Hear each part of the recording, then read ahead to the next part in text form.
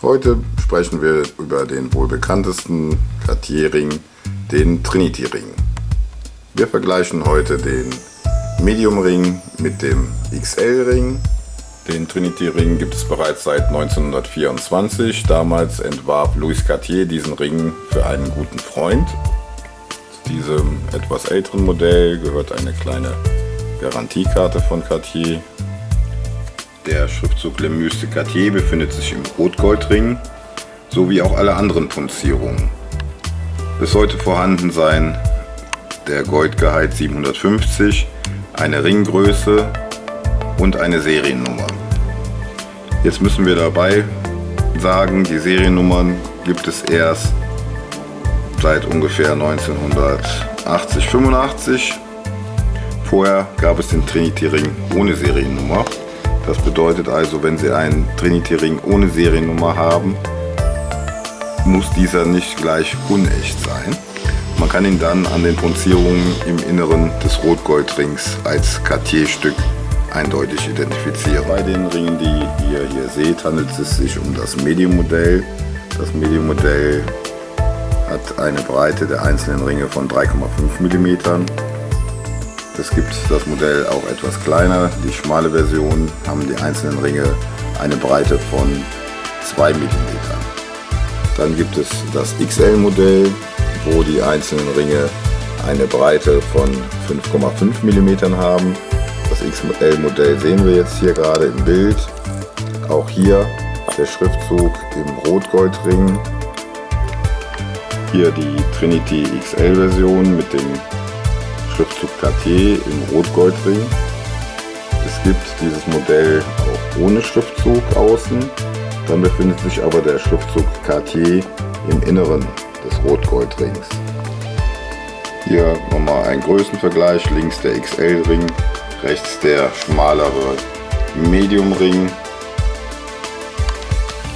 Auch hier machen wir den Gewichtstest.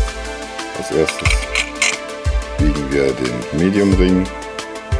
Dieser hat eine Größe von 54 und wiegt 8,4 Gramm.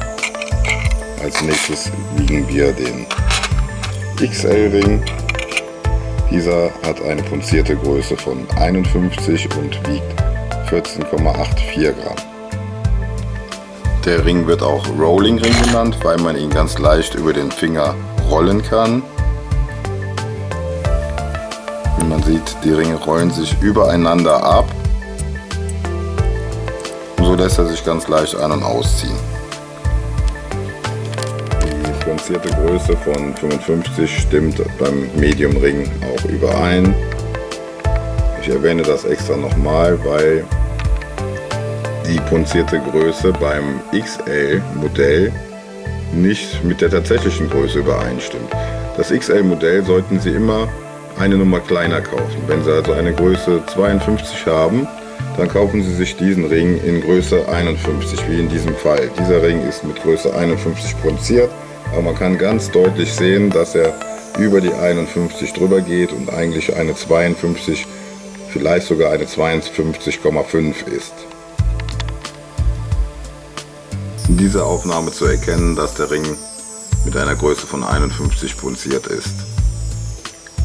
Das Modell ist dreifarbig, also Tricolor Gold, Gelbgold, Weißgold, Rotgold, und die 3 Goldfarben stehen für Liebe, Treue und Freundschaft.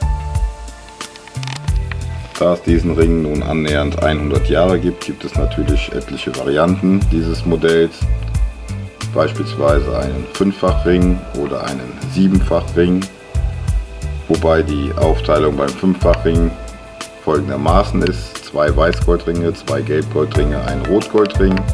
Beim 7-fach-Ring ein Rotgoldring, 3 Gelbgoldringe und 3 Weißgoldringe. Die Breite der einzelnen Ringe beträgt bei diesen Modellen 2 mm. Das Medium-Modell lässt sich gut eigentlich an jedem Finger tragen. Das XL-Modell würde ich nicht für den kleinen Finger empfehlen. Dort wirkt er etwas wuchtig durch seine Gesamtbreite von fast 17 mm.